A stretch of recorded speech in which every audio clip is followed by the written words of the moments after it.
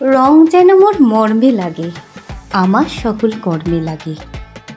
নমস্কার, বাংলা দুনিয়ার পক্ষ থেকে আপনাদের সকলকে জানাই শুভ দোলযাত্রার রঙিন শুভেচ্ছা। ভাষা বা জাতি ভেদাভেদে নয়, স্নেহের রঙে ভরে উঠুক দুনিয়া। দিগন্তে পলাশের রং, সঙ্গে রবি ঠাকুরের।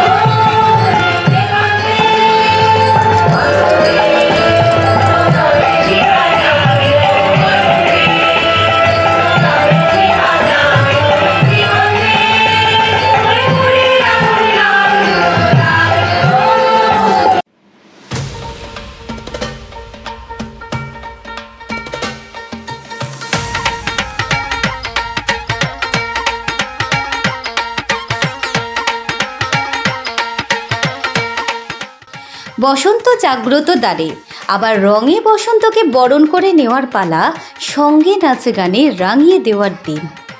বসন্ত উৎসব উপলক্ষে দিনভর নানা জায়গায় সাংস্কৃতিক অনুষ্ঠানের আয়োজন করা হয়েছে। চলছে আবির মাখিয়ে শুভেচ্ছা বিনিময়। যদিও কথাই বলে বাঙালির 12 মাসে 13 পার্বণ, তবে অনেক উৎসবগুলির মধ্যে সকলের পছন্দের তালিকায় প্রথমের দিকেই থাকে দোলযাত্রা বা হোলি। শান্তিনিকেতনে রবীন্দ্রনাথ ঠাকুর বসন্ত উৎসব চালু করেছিলেন। এই উৎসবের দিনে মুখিয়ে থাকেন অনেকেই, তবে শুধু বাঙালি নয়, প্রায় গোটা দেশই রঙের উৎসবে মেতে ওঠে। সাধারণত ফাল্গুন মাসেই হয় দোল উৎসব, আর দোলের ঠিক পরের দিন পালিত হয় হোলি। আজ ধরণী সজ্জিত নতুন সাজে, গগনে নীলাম্বর রঙের ছটা, মাঠে খেলেছে সবুজের ঢেউ, কৃষ্ণচূড়ার লালে মিলেছে আজ গোলাপি রাধাচূড়া। নমস্কার, বাংলা দুনিয়া চ্যানেলের পক্ষ থেকে আপনাকে স্বাগত জানাচ্ছি। আমরা এতক্ষণ ধরে আপনার পুজো দেখলাম এবং দেখলাম যে এখানে প্রচুর মানুষের ভিড়, সবাই ভক্তি ভরে নিজের নিজের মনস্কামনা সবাই পূরণ চাইছে ঠাকুরের কাছে। হ্যাঁ, এবং তাদেরকে আপনি বেশ কিছু ক্ষেত্রে সাহায্য করছেন। তো এই রাধারানী মহোৎসবের কাহিনী সম্পর্কে যদি একটু বলেন। আমি শ্রী সুখেন্দু মুখোপাধ্যায়, বাড়ি সরঙ্গা। এই মঞ্চে আজ 150 বছর পূজা করছেন আমার পূর্বপুরুষরা। প্রথম করতেন যদুনাথ বন্দ্যোপাধ্যায়, তিনি তার জামাতা নারায়ণচন্দ্র মুখোপাধ্যায় মহাশয়কে দিয়েছিলেন। তারপর তার পুত্র রমানাথ মুখোপাধ্যায় মহাশয় পূজা করেছেন। রমানাথ মুখোপাধ্যায়ের পুত্র শ্রী সুখেন্দু মুখোপাধ্যায় বর্তমানে আমি এই মঞ্চে পূজা করছি।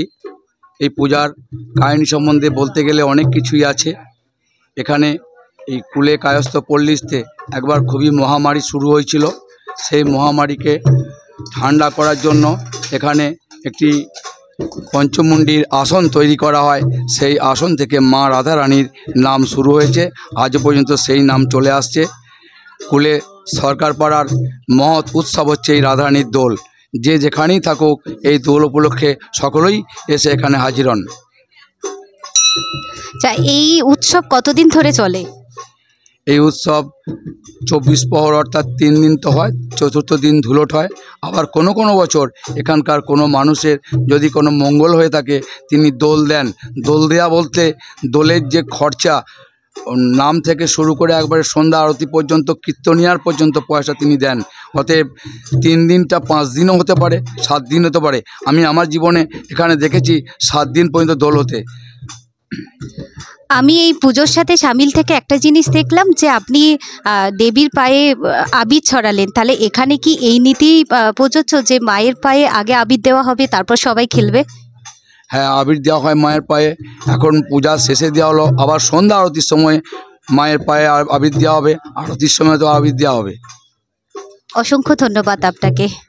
কুলেগ্রামের কায়স্থপাড়ার বেশ কিছু কাহিনী আমরা শুনলাম রাধারানী মহোৎসব উপলক্ষে।